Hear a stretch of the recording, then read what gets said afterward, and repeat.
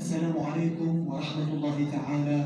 تحت شعار وحي من السماء، وفي طبعتها الرابعة، احتضن المدرج رقم 7 بجامعة محمد لمين دباغين نهائيات المسابقة الوطنية لفارس القرآن الكريم، والتي شارك فيها عدة متسابقين من مختلف ولايات الوطن.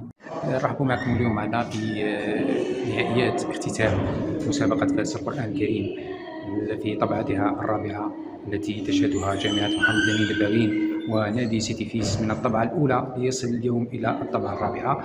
هذه الطبعة الرابعة المتميزة جدا التي اعتبرناها هذه السنة طبعة وطنية، وعرفت مشاركة العديد من الطلبة والطالبات من مختلف ولايات الوطن ومختلف جامعات الوطن. اليوم نلتقي في العشر المتسابقين في المرحلة النهائية، مرحلة صغرية، 10 متسابقين في مسابقة الترتيل و10 متسابقين في مسابقة الحفظ.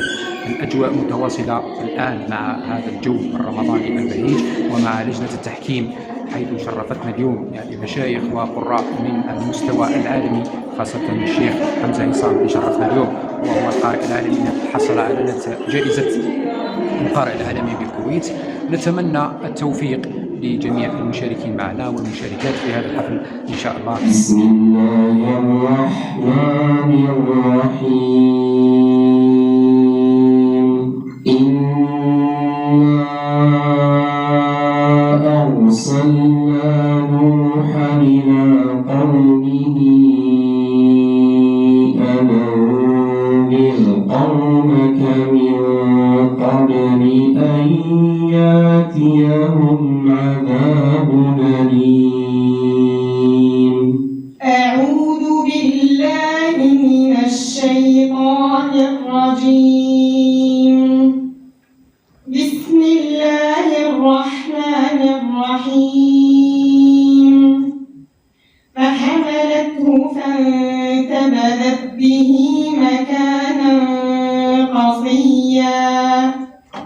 أعوذ بالله من الشيطان الرجيم.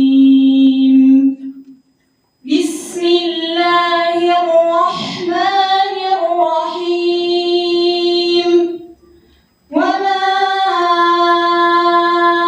أعجلك عن قومك يا موسى. هذه الطبعة التي حضرتها لجنة التحكيم، الأساتذة والطلبة، بالإضافة إلى مدير الأنشطة العلمية والثقافية والرياضية، إلى جانب ذلك رئيس نادي سيتي فيس للإعلام. من خلال هذا اعتمدت اللجنة جملة من المعايير لتحديد الفائزين بالمراتب الأولى، كما نظمت مسابقات دينية ثقافية.